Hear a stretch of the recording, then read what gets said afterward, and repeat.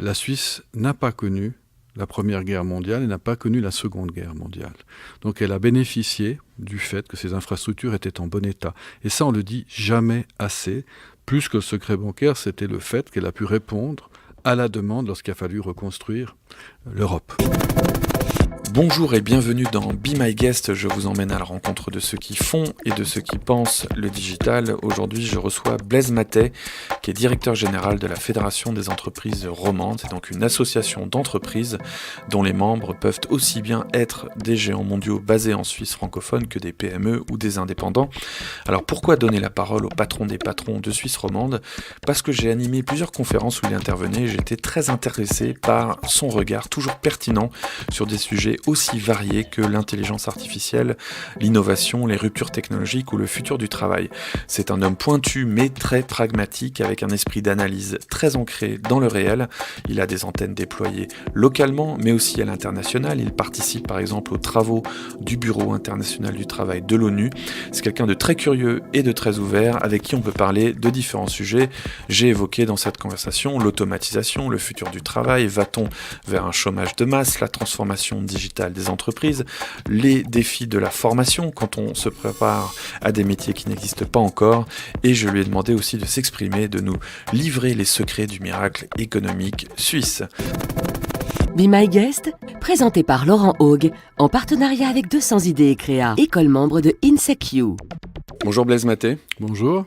Qu'est-ce que vous pensez, en tant que patron des patrons, des gens qui prédisent la fin du travail ? C'est quoi votre regard, vous qui êtes sur le terrain ? À intervalles réguliers, ils prédisent la fin du travail. On a publié des ouvrages là-dessus il y a quelques années en arrière. Et c'est tout le contraire qui s'est produit. Il y a des gens qui travaillent de plus en plus, d'autres qui travaillent différemment et d'autres qui ont perdu leur travail. Alors moi, je crois beaucoup à l'évolution du travail, mais dire que une situation dans laquelle on va vivre la fin du travail, j'ai beaucoup de peine à le croire. Et c'est en tout cas pas ce que j'ai constaté ces dernières années. Alors justement, si on découpe un petit peu votre réponse, donc vous dites qu'il y a des gens dont le travail évolue, il y a des gens qui vont perdre leur travail mais qui vont retrouver un autre. Si on descend un peu dans ces différentes composantes, vous, alors qu'est-ce que vous observez ? Comment est-ce que le travail évolue aujourd'hui ? Dans les services en particulier, on voit que tous les travaux de back-office sont numérisés. Moi, j'ai commencé ma carrière par faire des jobs d'été. J'étais dans une grande banque de la place et on introduisait les microfiches pour le fichier central après les fiches en carton. Ça peut faire rire à l'heure actuelle, mais en fait, tout ça a continué à évoluer. On se retrouve maintenant avec des dossiers qui sont entièrement numérisés. Et les personnes qui introduisaient ces données, qui traitaient même les fiches en carton, elles n'ont plus de travail. Peut-être qu'elles font un travail différent à l'intérieur d'entreprises si on les a formées. C'est tout à fait possible et c'est même souhaitable. Alors tout l'enjeu est là, finalement, c'est de se dire que ces jobs-là, ils vont continuer à disparaître, très probablement. L'automatisation, c'est un très long process qui a commencé il y a très longtemps, qui touche maintenant les services, il touche l'industrie depuis plus longtemps et il faut y faire face. Et pour y faire face, il faut se dire qu'un jour, on doit évoluer. C'est pas toujours quelque chose de très facile à comprendre dans l'esprit des gens.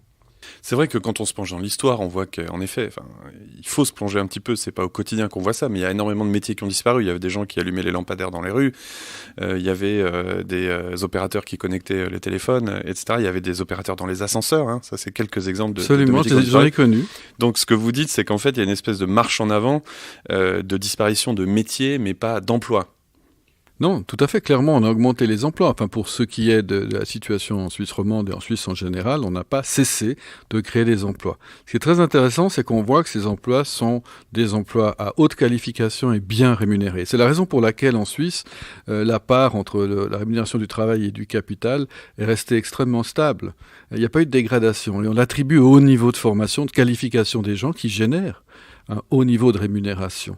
Donc oui, on va vers cette évolution et je pense que pour un pays comme la Suisse, elle va continuer à s'accentuer.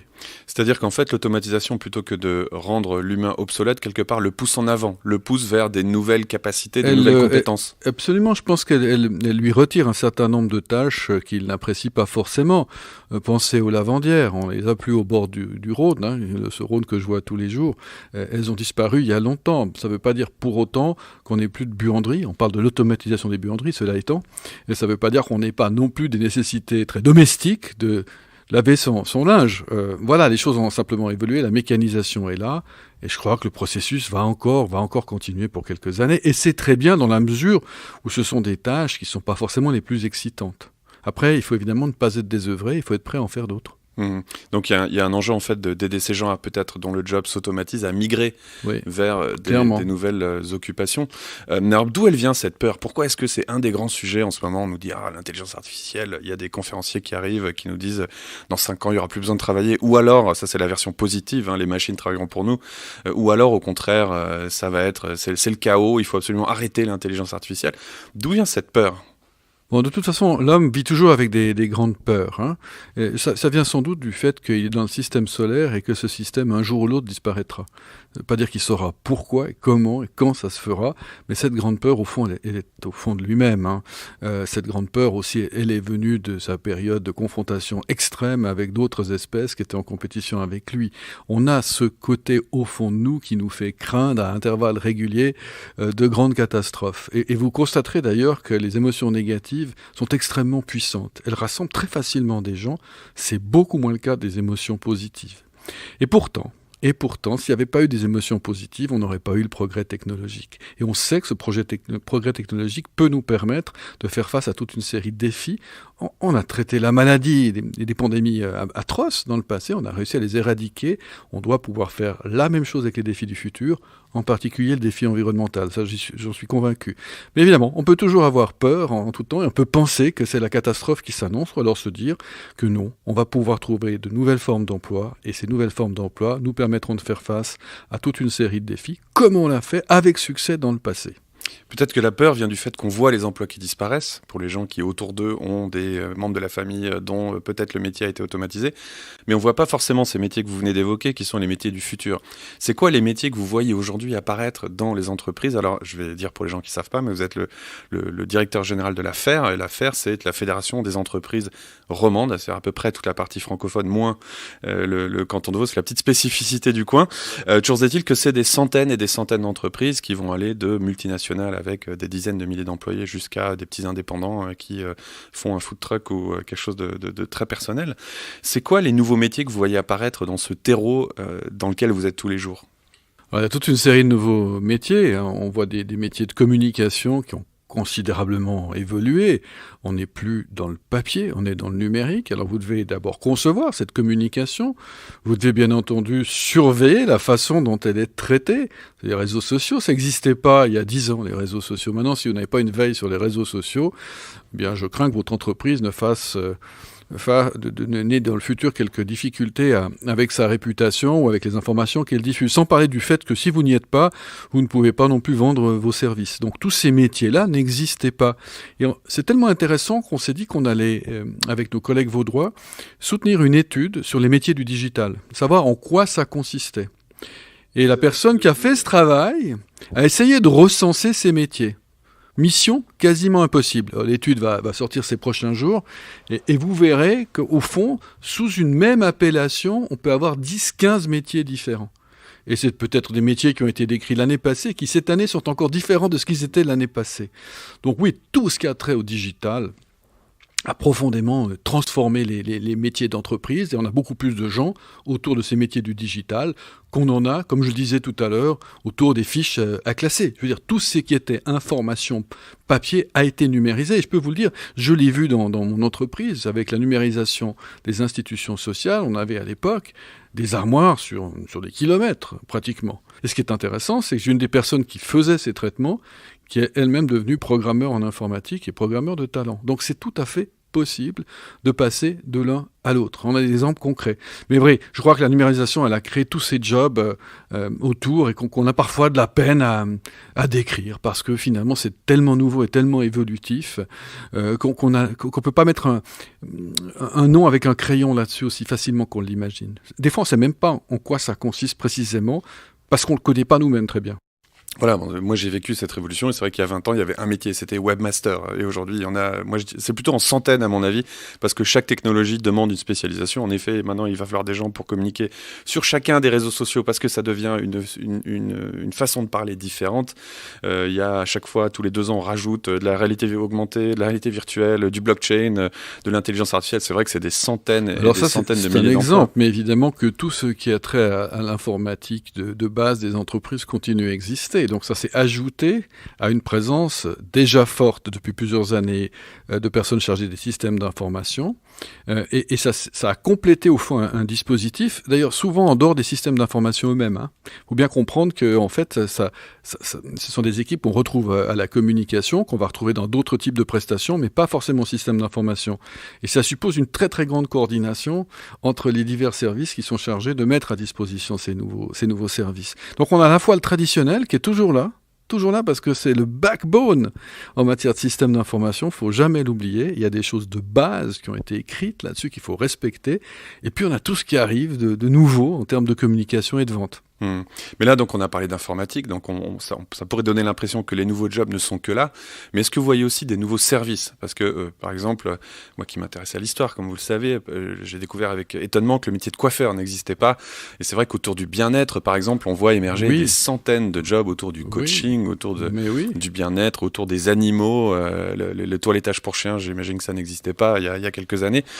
Au niveau des services, est-ce que vous voyez des choses nouvelles émerger ? Écoutez, on voit toutes sortes de nouveaux services dans la restauration. Le food truck, c'était un truc pas vraiment répandu chez nous, même si on avait déjà les cantines mobiles à l'armée, par exemple. Donc ça n'est qu'une évolution, de manière plus sophistiquée de quelque chose qui existait. L'armée aurait dû breveter le food truck. Elle aurait pu, ça lui aurait permis peut-être d'équilibrer un peu ses budgets. Non, mais enfin, on a donc une évolution vers tout ce qui est la mise à disposition de ce que j'appelle service de bien-être au sens le plus large pour l'être humain. Et ça, c'est assez logique dans la mesure où celui qui a du travaille généralement beaucoup. Il ne travaille pas tout seul, il travaille avec son conjoint, sa partenaire. Il y a une organisation avec la famille qui doit être mise en place. Et donc, il y a moins de temps à consacrer à ces tâches qui étaient tout à fait traditionnelles dans le passé. Et donc, très très logiquement, il s'est créé un univers autour de ces besoins qui cherche à les satisfaire. Alors, les exemples sont multiples, mais par exemple, nettoyer les costumes, ça fait aussi partie de cet univers. Et on en a besoin parce qu'on n'a pas le temps de le faire soi-même. Je ne parle même pas des systèmes de réparation. Il y a de plus en plus de gens qui sont là à disposition pour vous rendre service quand vous ne savez pas bricoler. Et vous ne savez peut-être pas, mais vous n'avez pas le temps de bricoler, etc. etc. Le nombre de barbiers a explosé. Alors les barbiers, c'est tout à fait récent, mais il a effectivement explosé. C'est une nouvelle forme de coiffure. Et d'ailleurs, les coiffeurs eux-mêmes sont parfois un peu surpris par rapport à ça et ne s'attendaient pas à l'émergence des barbiers. Qu'est-ce qui préoccupe ? Parce que donc, moi, j'arrive avec ce prisme toujours numérique, digital, donc j'ai un réseau qui est peut-être un peu biaisé et j'ai l'impression qu'aujourd'hui, la problématique numéro 1 des entreprises, c'est ce qu'on appelle cette transformation digitale. Vous qui êtes sur le terrain tous les jours, est-ce que c'est vraiment ça qui préoccupe les entreprises aujourd'hui ? Est-ce que c'est vraiment ça leur plus grand défi ? Très clairement. Très, très, très clairement, parce que tout va découler de ça. Et dans l'industrie, on le sait depuis fort longtemps. Il faut juste voir ce qui s'est passé en termes de robotisation dans l'industrie.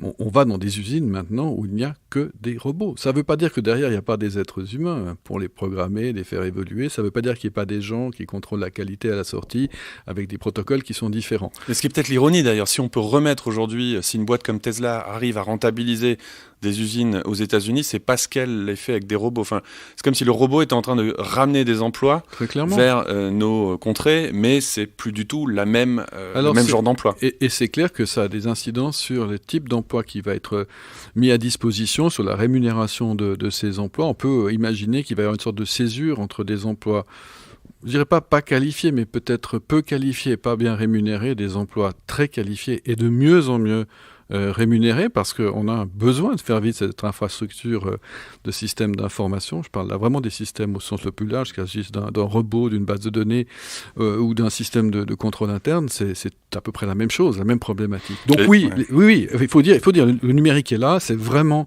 le grand défi. Alors dans les services où le processus d'industrialisation a commencé plus tardivement, on le voit tous les jours. Ce n'est pas par hasard que certaines opérations sont numérisées, ça permet de garder des jobs ici, et d'autres sont tout simplement exportés. Généralement, il y a un arbitrage qui se fait entre le coût de la prestation exportée et numérisée et le coût de la prestation numérisée et maintenue. Et c'est pas par hasard qu'en Europe, un certain nombre de prestations de base dans les assurances, dans le système financier, ont été déplacées dans des pays comme la Pologne, la Slovaquie, la Hongrie ou autres. Mais c'est vrai qu'on a l'impression que la technologie a accéléré un peu ce mouvement. Alors moi je pense c'est une opinion personnelle, je pense qu'on a un énorme problème de répartition des richesses en ce moment dans le monde, et c'est pour ça qu'il y a autant de tensions politiques qui viennent partout. Et on a l'impression que malheureusement le numérique est peut-être en train un petit peu de jeter de l'huile sur le feu, dans le sens où il y a des gens qui ont réussi à monter dans le bateau, qui ont des compétences de plus en plus demandées, qui gagnent de plus en plus d'argent, et puis à l'inverse, malheureusement, il y a des gens qui sont exclus ou qui se sont exclus eux-mêmes, parce que moi je pense, j'ai aussi été confronté pendant des années à des gens à qui on disait attention, le numérique arrive, faites quelque chose, et qui voulaient pas l'entendre. Mais toujours est-il qu'aujourd'hui on a l'impression qu'il y a ce fossé qui se creuse entre du non qualifié. Enfin, ce qu'on voit, il y a un gros pushback aujourd'hui, que je sais pas comment dire en français malheureusement, mais voilà, il y a beaucoup de gouvernements qui sont en train de repousser les modèles d'affaires de boîtes comme Uber et Airbnb, parce que c'est pas vraiment des employés, parce que on paye les gens au lance-pierre. Et puis à l'inverse, on voit que y a les gens qui maîtrisent la technologie, enfin les salaires des programmeurs explosent. Donc ça, c'est quelque chose que vous voyez aussi un peu, ces inégalités. Non, pas forcément dans notre pays. Je pense qu'on a réussi à maintenir... c'est vrai que la Suisse, il y a un classement, et la Suisse est très bien oui, justement, classée. Ce que je disais sur la part rémunération capital salaire, si on regarde le nombre de working poor, ce qui en soit pour chacun une situation difficile, il n'a pas du tout explosé, contrairement à d'autres pays. Le taux de chômage des jeunes est faible en comparaison internationale, donc on trouve des places de travail. Donc on vit dans un pays qui ne correspond pas forcément à ce qu'on peut trouver ailleurs. Ni aux clichés qu'on pense, parce que quand on est suisse et qu'on se balade un peu à l'international, tout le monde pense qu'ici chacun est milliardaire, qu'il n'y a pas personne qui galère. Qu'on ne paye pas d'impôts, J'ai entendu ça, je ne sais pas combien de fois. Quand j'ai expliqué qu'on payait des impôts élevés, ça a surpris pas mal de gens. Ça génère beaucoup de fantasmes, le modèle suisse. C'est dommage que les gens se contentent de fonctionner sur ces fantasmes plutôt que d'aller voir dedans. Il faut aussi voir que le fantasme est alimenté par une réalité. La réalité, c'est celle d'un pays qui est innovant. C'est prouvé par tous les classements internationaux, mais il est innovant parce qu'il est ouvert. C'est cette réalité-là aussi qui fait que ça fonctionne. C'est un pays dans lequel il y a quasiment un taux de plein emploi, mais il y a des gens qui n'ont pas d'emploi, il y a des gens qui ne sont pas bien payés dans cet emploi, c'est vrai. C'est un pays dans lequel les inégalités se sont relativement peu creusées par rapport à ce qu'on a pu observer ailleurs. Il faut d'ailleurs dire par rapport à tout cela qu'on a souvent des a priori. Plus d'1 milliard de personnes dans le monde ont été sorties de l'extrême pauvreté. Alors beaucoup en Asie, c'est vrai, mais c'est quand même un trend général. Et par conséquent, la question qu'on doit se poser, c'est de savoir si au fond, l'objectif qu'on a atteint maintenant, que notre objectif partiel, c'est celui d'avoir éradiqué quand même une partie de la grande pauvreté, ou si l'objectif qu'on poursuit, c'est de mettre tout le monde au même niveau, et puis au fond de retomber globalement dans la pauvreté. Ça, c'est un des grands enjeux du futur. Et à un moment donné, je ne justifie pas les écarts salariaux, pas du tout. Je dis simplement qu'il ne faut jamais oublier que plus vous avez de gens qui tirent une société, plus vous allez sortir les gens de la pauvreté, plus vous allez leur donner des emplois. Et au fond, je devrais dire que la Suisse l'a un peu démontré ces dernières années. Et c'est d'ailleurs la Suisse où il y a eu une votation, alors je crois qu'elle n'était pas passée, mais on voulait limiter les salaires des patrons à 12 fois le salaire minimal dans une entreprise. Donc c'est un des seuls pays où ce genre de discussion... C'est vrai, mais on en a voté une autre même qui a introduit des restrictions importantes en la matière. Mais on parlait de l'international, de ce milliard de personnes et de l'Asie. Vous faites partie, en plus de votre rôle à la Fédération des entreprises romandes, de groupes de réflexion sur l'avenir du travail, notamment au Bureau international du travail, le BIT, la partie de l'ONU qui s'occupe de cette problématique. Qu'est-ce qui se discute aujourd'hui au niveau international dans ces comités ? Qu'est-ce qui préoccupe, si maintenant, je vous ai demandé ce qui préoccupait un peu les entreprises locales, si maintenant on sort, qu'est-ce qui préoccupe les experts du travail ? Les nouvelles formes de travail, bien entendu, c'est une remise en question du modèle centenaire. 100 nouvelles formes, 100 ans d'OIT, mais 100 ans pour quel type de travail dans les années à venir. Il faut préciser modèle, c'est un mot qui peut être ambigu, c'est-à-dire... Non, le modèle est un modèle basé employeur-employé, pas seulement, il y a les indépendants depuis très longtemps. C'est pour ça qu'en fond, quand on discute des modèles Uber ou autres, on se trompe de débat. Les indépendants ont de tout temps existé, ils existent toujours, mais ils doivent être indépendants. Ce qui n'est pas acceptable, c'est une situation de pseudo-indépendant. Moi, j'ai aucun problème avec l'indépendance. Il y a 9000 indépendants à la Fédération des entreprises romandes à Genève. C'est considérable, de tout type, qui travaillent à temps partiel, à temps plein, dans tous les domaines, artisanat, numérique, etc., etc. Non, à un moment donné, vous devez voir si vous tronquez la relation au travers du statut. Et c'est ça le problème. Et l'OIT se bat pour que les choses soient correctes du point de vue des relations du travail. Donc de ne pas avoir des personnes qu'on dit indépendantes qui supporteraient le risque économique à la place d'autres. Si vous êtes en train de porter le risque économique comme employeur, vous devez évidemment faire en sorte que ce soit vous le responsable de ce risque et pas la personne qui est en dessous. Et c'est pas un discours syndical, parce qu'on l'entend beaucoup dans les syndicats, ce genre d'argument, mais c'est un discours qui me paraît être celui de la correction par rapport à ceux qui jouent le jeu, qui respectent des valeurs fondamentales au travail. Et c'est l'unique enjeu. Après, rien n'est figé. J'entends, quand on me dit on ne va pas pouvoir adapter les modèles contemporains à la réalité d'Uber, mais c'est complètement faux. Le chauffeur de taxi, il a toujours eu un statut d'indépendant ou d'employé. Le problème n'est pas là. La question est de savoir dans quelle catégorie vous vous rangez. Et au fond, ces deux catégories fondamentales, elles existent. Ensuite, si vous voulez ou pas avoir une couverture sociale élevée, ça c'est un débat d'entreprise et c'est un débat de société. Mais ça ne remet pas en cause le fait que les formes de travail évoluent. On trouve un phénomène derrière moi, qui a été mis en mots, je ne sais plus par qui, mais c'est ce côté on privatise les gains et on socialise les pertes en fait. C'est vrai que j'ai l'impression que des entreprises comme ces entreprises de taxi prennent les gains et puis laissent à la société le soin ensuite de ramasser des gens qui ont travaillé pendant des années sans avoir de couverture sociale par exemple. Et du coup la société doit compenser pour ce que l'entreprise n'a pas su donner comme garantie. Donc il y a un peu ce mécanisme derrière, il y a ce déséquilibre-là. Et ce que vous dites, c'est qu'il faut remettre les choses en place. C'est que si le risque est chez l'entreprise, alors elle doit le porter et pas le faire porter aux salariés. Oui, et puis il faut accepter ce risque d'entreprise, accepter les conséquences de ce risque d'entreprise. Les entreprises ne sont pas pérennes, elles cherchent à l'être, et c'est un sacré défi à relever en permanence. Et elles alimentent le système social. Sans elles, évidemment, rien ne pourrait se faire. C'est pas l'État qui alimente le système social, c'est la capacité des individus, très souvent en groupe, il ne faut pas l'oublier, à générer de la plus-value qui permet ensuite de financer, soit sous forme de salaire, soit sous forme d'impôts, l'ensemble de ces systèmes. Et ces systèmes ne sont pas venus par hasard. Ils sont venus parce qu'ils permettent d'avoir des équilibres sociaux qui sont des stimulants sous forme de filets de sécurité minimale dans nos sociétés. Alors il faut toujours arbitrer cette part de filet et puis cette part de risque à prendre. Si on n'a plus que le filet, ça ne va pas. Il est bien clair qu'il n'y aura plus aucun risque qui se prendra dans le futur et que votre appareil économique va être discrédité, déclassé très rapidement. Alors, plutôt que d'opposer l'un à l'autre, essayons simplement de faire en sorte de comprendre que l'un va avec l'autre et que les deux doivent être les plus efficients possibles. Il n'y a pas de raison de continuer à avoir des couvertures sociales qui n'ont pas de sens. Par contre, de se préoccuper du risque vieillesse, de le faire évoluer parce que la société vieillit, ça c'est fondamental parce que le risque vieillesse, il viendra de toute façon. Et la pauvreté vieillesse, elle était là et on a voulu l'éradiquer. Même chose avec la couverture d'assurance maladie. La couverture d'assurance maladie est une nécessité universelle. La question est de savoir jusqu'à quel point vous couvrez les besoins de base en la matière, etc. etc. Donc, d'avoir des considérations trop brutales sur toutes ces questions sociétales ne sert à rien, au fond. C'est retourner en arrière. C'est précisément ce à quoi je ne me résignerai jamais. Mais on a l'impression que notre grille de lecture est plus très juste. Moi, il y a quelque chose qui m'a frappé. Alors je suis français, je ne m'en cache plus. Mais lors de la dernière élection, quelque chose d'assez frappant, c'est que l'extrême gauche et l'extrême droite avaient la même, à peu près, se retrouver sur beaucoup d'arguments. Et donc, soit on pense qu'ils ont fusionné, soit on pense qu'en fait, c'est la grille de lecture gauche-droite qui n'a plus de sens. Bon, et ce que je voulais dire derrière, c'est que pour moi, je suis étonné parce que j'ai l'impression que d'un côté, on dit, voilà, on a besoin de l'économie, on est tous d'accord, ça c'est un peu une idée de droite, et on a tous aussi besoin d'égalité, ce qui est plutôt une idée de gauche. Et donc, comme s'il fallait choisir entre égalité et économie. Puis moi, je pense qu'en fait, les deux vont ensemble. C'est-à-dire que ce que je lis en filigrane de ce que vous dites, c'est qu'une économie saine a besoin, ne peut être construite que sur des bases. Une économie performante ne peut être construite que sur une société saine. Et une société saine, c'est une société où il y a de l'égalité, où il y a de la sécurité dans une certaine mesure, etc. J'ai un exemple qui me fascine. Moi, je suis un immense fan de football américain. Et la Ligue de football américain n'a jamais autant cartonné que quand elle a mis un système un peu communiste autour des salaires en disant vous ne pouvez pas dépenser plus que 100 millions par année pour vos joueurs. Du coup, ça a recréé de la compétitivité. Du coup, le spectacle est devenu meilleur. Du coup, les télés ont payé plus.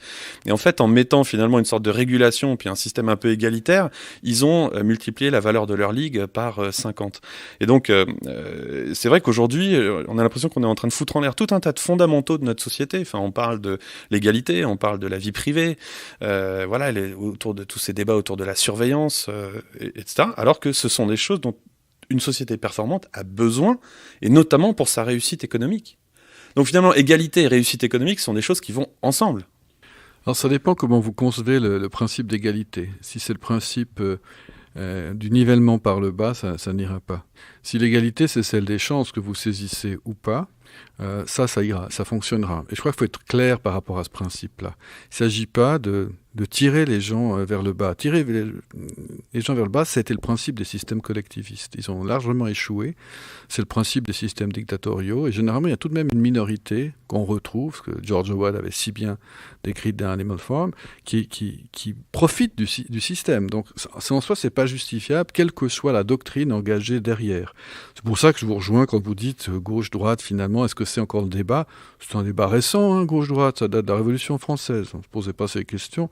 Ensuite, le marxisme est venu, et puis alors là, on a traditionnellement rangé les marxistes à gauche et les libéraux à droite. Mais je crois qu'on a, au fond, une opposition entre l'obscurantisme. Il y a une tendance au retour vers l'obscurantisme très marquée dans nos sociétés démocratiques maintenant, puis vers ceux qui adhèrent encore aux valeurs des Lumières et ce qui est venu ensuite, et ce que nous avons permis de faire, ce que ça nous permettra de faire dans le futur. Et je crains que malheureusement ces valeurs-là actuellement soient remises en question de manière un tout petit peu disproportionnée. Par contre, pour qu'elles puissent avoir et continuer à avoir de la valeur dans le futur, il me paraît absolument indispensable de veiller aux équilibres que vous avez décrits. C'est particulièrement vrai avec le concept d'équité. Au fond, si vous prenez la question salariale, les études ont montré que c'est pas tellement le fait qu'il y ait des différences salariales qui peuvent s'expliquer. J'entends, vous avez un ingénieur, à un moment donné, il va pas être payé forcément la même chose qu'un serveur au restaurant. Les gens le comprennent, mais ce qu'ils veulent, c'est qu'au moins les choses soient faites de manière équitable entre les uns et les autres, qu'on connaisse les règles du jeu, et surtout qu'on s'abstienne, au fond, de traiter deux individus qui font la même chose de manière totalement différente. Et c'est aussi le problème de l'égalité des salaires entre hommes et femmes. Donc le principe d'équité paraît avoir plus d'importance maintenant dans l'esprit des gens, c'est les études récentes qui le montrent, que le principe d'égalité brute, conçu comme le fait que chacun est identique à l'autre, alors qu'au fond, chacun a compris qu'on ne l'est pas. Donc oui, dans le sens égalité, équité, explication et équilibre, création d'un cadre dans lequel on peut s'exprimer. Votre exemple de la Ligue américaine de football est très intéressant. J'observe que les mêmes principes sont en train de voir le jour pour le soccer, pour le football continental européen. Mais oui, mais c'est les règles du fair play financier d'une certaine manière. Bon, tout ça montre très bien qu'on ne peut pas avoir une société totalement individualiste, une société sans cadre. La question est de faire en sorte que le cadre évolue par rapport aux besoins de l'époque. Malheureusement, ce qu'on a trop souvent vu dans le passé, c'était des cadres qui étaient obsolètes. Il faut avoir le courage à un moment donné de dire est-ce que ce cadre a encore du sens ou pas. Mais ce faisant, on ne doit pas tuer les valeurs fondamentales qui ont permis précisément d'arriver à un certain niveau. Alors justement, j'aimerais qu'on parle de ça. C'est ça qui est important. Justement, j'aimerais qu'on parle un peu de la Suisse et de ce qui marche. Pourquoi est-ce que ça marche, la Suisse ? Moi, les fois où je me retrouve dans les médias en France, comme ils savent que j'habite en Suisse, ils me sortent un peu tous les clichés. Comme je disais tout à l'heure, voilà, tout le monde roule sur l'or. Et puis, quand on leur dit non, mais regardez, il y a des choses qui se passent intéressantes, on arrive à peu près toujours à la même conclusion, c'est oui, ça marche parce que vous êtes un petit pays. Bon. Et c'est les mêmes qui, quand les Suisses votent contre 6 semaines de vacances parce qu'ils pensent à l'intérêt général, se moquent des Suisses en disant mais quelle bande de couillons, ils auraient mieux fait de prendre les vacances. Bon. Et après, quand ça marche, ils disent c'est parce que c'est un petit pays et des fois aussi un peu parce que vous trichez. Ce miracle suisse, là, le fait que maintenant on commence à avoir quelques ministres là, qui viennent visiter vos infrastructures sur la formation des jeunes, etc., c'est quoi ? Qu'est-ce que ce pays a fait de juste, au fond ? J'étais interrogé par Business Botswana sur cette question. Donc j'ai eu l'occasion de donner une conférence au mois de septembre à Francistown sur les raisons du succès économique, politique, social de la Suisse. Donc la question vient d'un peu partout, pas seulement de la France, parce qu'effectivement c'est tout de même étonnant que ce petit pays de 8,5 millions d'habitants se retrouve régulièrement en tête des classements internationaux. Il faut avoir de la modestie par rapport aux explications. La Suisse n'a pas connu la Première Guerre mondiale et n'a pas connu la Seconde Guerre mondiale. Donc elle a bénéficié du fait que ses infrastructures étaient en bon état. Et ça, on le dit jamais assez. Plus que le secret bancaire, c'était le fait qu'elle a pu répondre à la demande lorsqu'il a fallu reconstruire l'Europe. Je pense que ça a été un avantage tout à fait déterminant. Ensuite, elle a toujours attaché beaucoup de considération pour la valeur travail, ce qui n'est pas forcément le cas des pays qui nous entourent, malheureusement, même s'il y a des gens qui travaillent très bien et beaucoup. Oui, nous naissons avec l'idée que le travail mérite respect. Nous naissons avec l'idée que l'entreprise mérite respect. C'est ainsi. et que nous devons être prudents parce que nous sommes un petit pays un peu miraculeux, là, avec au moins 3 ethnies, au milieu de grands pays, qui fonctionnent et qui, pour continuer à fonctionner, doit compter sur lui, bien sûr sur une bonne relation avec les autres, et c'est ce que nous avons fait avec l'Union européenne, mais sur lui-même principalement. Il ne peut pas compter sur sa puissance militaire, il n'en a plus depuis très longtemps. Il peut difficilement compter sur sa puissance diplomatique. Il est une puissance économique, mais qu'est-ce qu'il représente lorsqu'il s'agit d'aller négocier des grands accords internationaux? Peu de choses. Donc il lui faut être capable de continuer à éduquer sa population de la meilleure des manières qui soit, parce que c'est la clé de sa compétitivité. C'est un pays d'immigration, donc il doit beaucoup, beaucoup à ceux qui sont venus, comme vous, Laurent Hogg, qui sont venus dans ce pays et qui sont venus parler aux Suisses de choses qu'ils connaissaient peut-être pas très bien, comme l'évolution du numérique. C'est une réalité. Moi-même, j'ai 2 nationalités. Je vois bien quelle est la nature de cette problématique. L'autre partie, c'est l'Irlande, et quand je vois l'Irlande contemporaine, c'est pas celle de mon enfance. Donc je mesure à quel point il est parfois difficile de s'imaginer que l'ouverture puisse être un facteur de réussite. Et ça l'est. Et ça l'est par le brassage des gens, des populations, par le renouvellement, comme ça l'est dans l'entreprise. Maintenant, les études montrent clairement que si vous avez des gens qui viennent d'origines différentes, de statuts sociaux différents, qui sont de sexes différents, vous êtes plus compétitifs que les autres entreprises. Pour un pays, c'est exactement la même chose. Alors malheureusement, c'est pas tout à fait ce qu'on entend tous les jours. Et certainement pas en France, certainement pas en Italie, et ça commence d'ailleurs à être entendu aussi en Allemagne, alors même que la réussite économique de l'Allemagne a dépendu des marchés internationaux. Bon, voilà, j'espère, comme je vous l'ai dit, que ça ira pas trop loin, mais par rapport à votre question et aux explications qu'on peut donner, il y a tout ça. Ensuite, il y a eu le partenariat social, et le fait qu'à un moment donné, on a considéré qu'il était préférable de s'entendre plutôt que de faire la grève. Voilà un autre exemple. Et puis je pourrais continuer avec une multitude, et c'est l'ensemble de ces facteurs qui font que pour le moment ça marche, mais demain peut-être que ça va s'arrêter.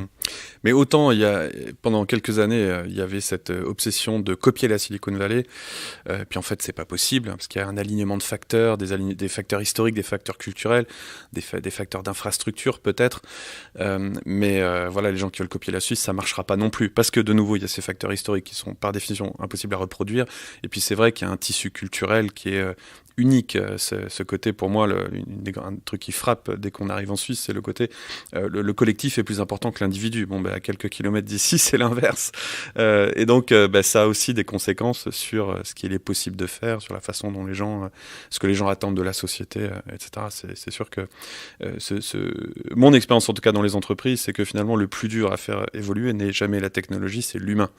Et ce qui bloque l'innovation, c'est toujours l'humain et rarement autre chose que ça. Si on parle des jeunes, il y a cette génération dont on nous bassine toute la journée, qui est les millénials. Alors, ils sont en train de sortir un petit peu, là, parce qu'ils deviennent un peu les nouveaux moins jeunes, on va dire, parce qu'il y a une génération après qui les pousse. Et ce qu'on voit, moi, je vois des consultants, par exemple, qui aident les entreprises à attirer, à garder ces millénials, comme si c'était un peu des animaux bizarres et différents. Vous, c'est quoi votre regard sur cette génération? Est-ce que vraiment vous pensez que c'est une génération qui travaille différemment, et les entreprises avec qui vous êtes en contact, est-ce qu'elle les traite différemment, et si oui, comment? Alors, on a eu ces discussions avec toute une série d'entreprises. Je pense qu'il y a vraiment des domaines dans lesquels il y a une compétition autour des millénials, indiscutablement. Alors ça peut venir aussi du facteur démographique, parce que les baby boomers, dont je fais partie, vont se retirer du marché du travail, et la compétition sur les millénials va être de plus en plus forte.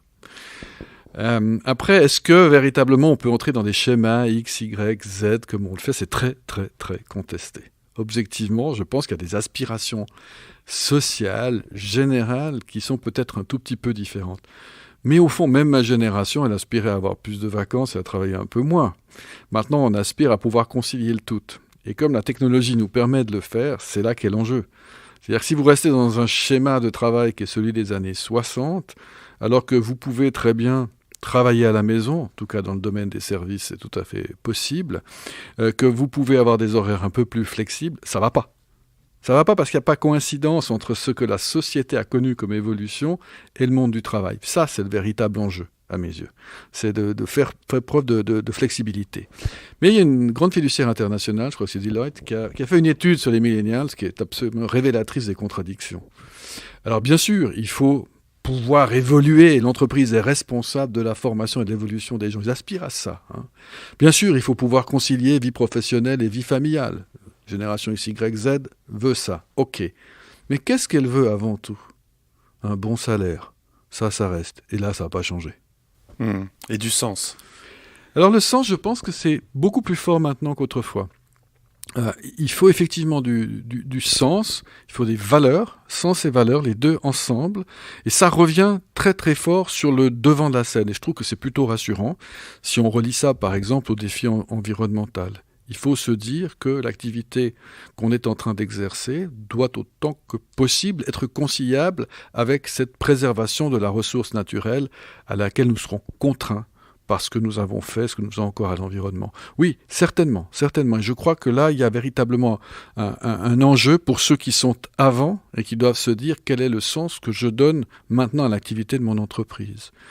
Et on peut donner du sens à beaucoup de choses. Est-ce que vous seriez d'accord si on disait que un peu la prochaine frontière, c'est le physique ? C'est-à-dire aujourd'hui, dans beaucoup d'entreprises, le mot qui sort tout le temps, c'est expérience. Il faut donner des expériences clients. Et ce qu'on voit en ce moment, c'est que ces fameux GAFAM sont tous en train de se physicaliser. Je fais un parallèle avec digitaliser, ce que toutes nos entreprises à nous ont dû faire, mais ils ouvrent des magasins, ils vont dans le réel. Qu'est-ce que vous pensez de ça ? Vous pensez que c'est un peu le prochain terrain de jeu, ça va être le monde physique ? Moi, je pense qu'Apple nous a donné une excellente démonstration, très anticipée de ce que les autres sont en train de faire maintenant. Apple a créé des boutiques dans lesquelles les gens vont. Objectivement, il n'y a aucune nécessité. Vous pouvez de toute façon l'acheter sur le web, votre ordinateur, votre téléphone. Mais dans des boutiques dans lesquelles vous allez échanger avec des spécialistes, vous allez apprendre, vous allez pouvoir toucher. Et donc, on a compris que, en fait, cette expérience-là, on ne peut pas l'avoir par le virtuel. C'est comme ça. C'est déjà assez compliqué quand vous avez un téléviseur sur le virtuel, savoir vraiment quelle est sa taille. Parce que l'écran ne pourra pas vous permettre d'avoir la taille physique. Et je pense qu'on revient simplement à une sorte d'équilibre entre ce besoin viscéral de l'être humain de voir, de comprendre, de toucher, d'imaginer dans un environnement physique ce qui peut être, et puis le virtuel. Alors il y a des choses pour lesquelles la virtualisation demeurera, je veux dire, une brique de lait, ça reste une brique de lait. Si vous avez envie de la commander de cette manière-là, vous la commandez de cette manière-là. L'expérience que vous allez faire en allant voir une brique de lait dans un magasin, très objectivement, elle n'est pas extraordinaire. C'est le reste. Et je crois que cette évolution, on est en train de bien la comprendre dans ces entreprises-là. On voit qu'au fond, on ne peut pas forcément toucher le consommateur, toucher le client simplement par une présence virtuelle. Est-ce qu'on ira dans cette direction de manière de plus en plus forte ? Je pense que des sociétés comme Amazon nous l'indiqueront assez vite. Si c'est vrai que le physique est la prochaine frontière, notamment pour ces fameuses GAFAM, c'est une très très bonne nouvelle pour les gens qui font ça depuis des centaines d'années, comme par exemple les entreprises suisses. Il y a un thème aussi dont on a parlé très vite et qui est au cœur de l'actualité, on va dire, c'est tout ce qui est environnemental. Donc en effet, on commence à voir d'ailleurs quelques entreprises de la région qui se repositionnent là-dessus en disant il faut penser à long terme, il faut penser à ce qu'on laisse derrière nous. Qu'est-ce que vous voyez comme modèle intéressant qui émerge autour de ça? On entend plein de mots, j'ai interviewé la fondatrice d'Opaline qui, elle, veut faire de l'économie régénératrice. C'est-à-dire ça va encore plus loin que de l'économie circulaire ou de la Bicorp, c'est que vraiment, elle veut que l'entreprise laisse derrière elle quelque chose de mieux que ce qu'elle a trouvé. Qu'est-ce qui se passe autour de ces thèmes environnementaux qui sont si fondamentaux et en même temps on a l'impression qu'on a tellement de mal à bouger dessus? D'abord, on a bougé de manière inégale selon les pays. Oui, évidemment, si vous prenez la question de l'épuration des eaux, du traitement des déchets, il y a des pays qui font strictement rien. Il ne faut peut-être pas l'oublier. Si la Méditerranée commence à être terriblement polluée, c'est parce que des zones entières qui sont dévastées de ce point de vue-là. Il y en a d'autres qui ne le sont pas, ou beaucoup moins. J'entends donc qu'on ne peut pas mettre tout le monde dans le même sac. Et à un moment donné, il faut essayer de trier. Là aussi, le dogmatisme, ça ne va pas beaucoup aider. Il faut essayer d'être ambitieux en la matière, tant du point de vue théorique que du point de vue pratique. Mais du point de vue d'une entreprise, que peut faire une entreprise pour amener sa pierre à l'édifice je sais pas, la question est un peu vague, mais est-ce que par exemple, vous observez, vous, parmi vos membres, il y a une entreprise qui est assez avancée dans cette mutation, et comment ça se passe? Est-ce qu'ils gagnent plus d'argent qu'avant? Comment ils s'y sont pris Bon, alors d'abord, le fait de transformer, par définition, c'est un fait qui a des effets sur l'environnement. La question est de savoir quelle est la portée de ces effets. Est-ce que c'est des effets totalement nuisibles? Est-ce que c'est des effets acceptables? Et là, très franchement, l'échelle peut varier, et variera encore certainement beaucoup dans le futur. Mais on peut faire énormément de choses. Déjà, tout simplement, se comparer pour voir où on se situe en matière d'impact environnemental. Beaucoup d'entreprises le font. Vous avez des rapports environnementaux maintenant, après les rapports financiers, qui sont extrêmement fouillés. Donc c'est devenu vraiment une dimension importante. Vous avez des investisseurs institutionnels qui demandent quelle est la politique environnementale suivie par une grande entreprise. Et ça crée une pression très très forte sur ces entreprises. Elles doivent d'une manière ou d'une autre s'adapter. Vous avez toute la chaîne de sous-traitance, qui est un problème, parce que vous pouvez mettre la pression sur un certain nombre d'entreprises, mais si vous ne maîtrisez pas à ce niveau-là la chaîne de sous-traitance, ça devient compliqué. Et là, on va vraiment descendre très très bas. La granularité devient extraordinairement fine et complexe à contrôler. C'est là que la notion d'État revient d'ailleurs au demeurant, simplement pour pouvoir s'assurer du contrôle des moyens de production et de leur effet sur l'environnement.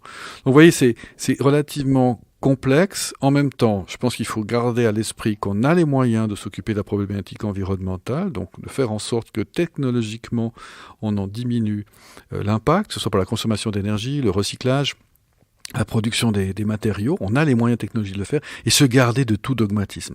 S'il y a une chose que j'exècre depuis des années, vous savez, j'ai beaucoup consacré de temps à la question environnementale dans une carrière précédente. S'il y a une chose que j'exècre, c'est ceux qui me disent « Ah, je pourrais accepter une dictature écologique ». Eh bien, c'est le début de la fin. Parce que d'abord, ceux qui ont connu ces dictatures sociales ont mené à des désastres écologiques. La dictature mène dans tous les cas de figure au désastre. Donc le désastre écologique est programmé. Qu'ensuite on ait des règles, ce fameux cadre, qui soit flexible, qu'on le fasse évoluer. Ça me paraît essentiel. Oui, il y a des choses qui sont nuisibles pour l'environnement, il faudra les interdire, c'est tout. C'est comme ça.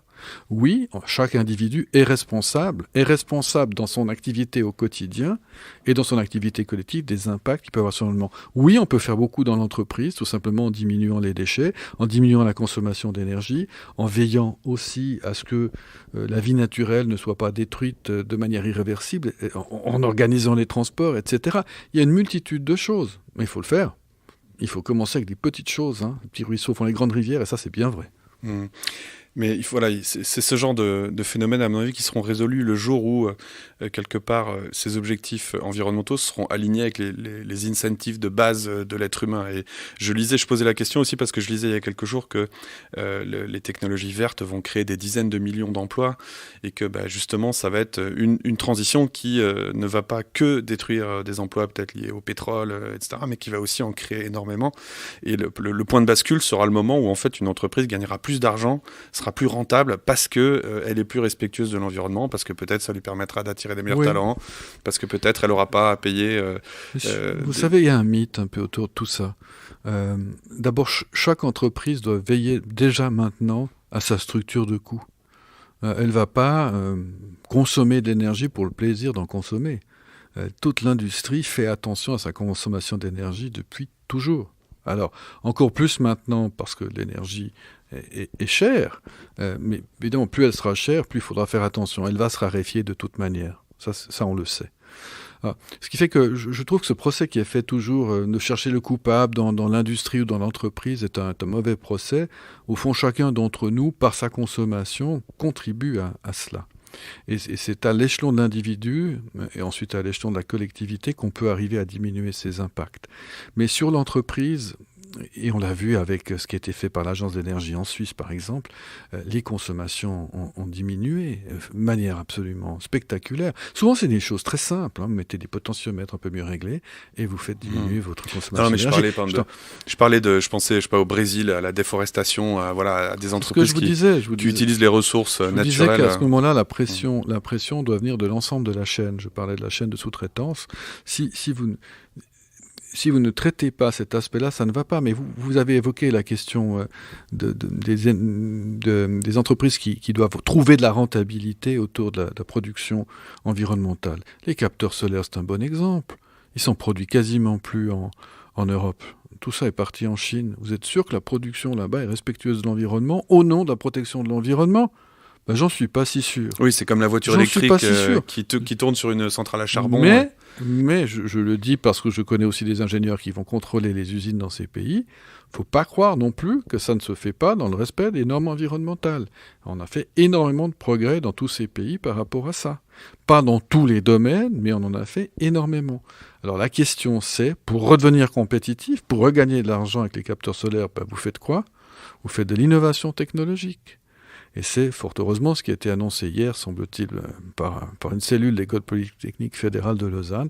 On aurait trouvé un moyen d'améliorer la productivité des capteurs solaires de manière spectaculaire. Si c'est le cas, j'en suis extrêmement heureux parce qu'on voit que par la technologie, on va peut-être résoudre le problème environnemental ou une partie du problème environnemental. Celui-là, oui, c'est clair, c'est sûr. Une dernière question, c'est Be My Guest, c'est un podcast qui est fait en partenariat avec l'école Créa, donc il y a des étudiants qui écoutent. Aujourd'hui, Blaise Maté, le conseil que vous donneriez en termes de... Voilà, pour préparer une carrière, pour choisir une formation, pour choisir un premier job, c'est quoi vos conseils pour des gens qui ont 18 ou 20 ans ? N'oubliez jamais d'acquérir une base. Une bonne base. Commencez avec les fondamentaux. Qu'est-ce que c'est les fondamentaux ? Les fondamentaux, c'est d'avoir la capacité de lire, d'écrire, de compter. Ouvrez-vous, regardez derrière vous ce que l'histoire vous enseigne, ne l'oubliez jamais, mais dites-vous que ce que vous allez vivre sera qu'une reproduction très partielle du passé. Ne restez pas braqué sur le passé. Gardez-vous des illusions et des dogmatismes en tout genre. Si c'était aussi simple, ça se saurait. Il n'y a pas de solution évidente dans la société dans laquelle nous sommes. Travaillez avec la complexité, avec la difficulté, acceptez-la et sachez que vous pouvez y faire face. Respecter le passé, comprendre le présent et être curieux du futur. C'est le résumé. Oui, curieux tout le temps. Merci Blaise. Merci. Merci d'avoir écouté Be My Guest. Comme d'habitude, j'attends vos questions, commentaires et suggestions par email à l'adresse laurent.haug@gmail.com. N'oubliez pas de vous abonner et de partager le podcast si cet épisode vous a plu. Je vous retrouve très prochainement pour une prochaine conversation autour des défis du digital. C'était Be My Guest, présenté par Laurent Haug, en partenariat avec 200 idées et créa, école membre de INSEQ.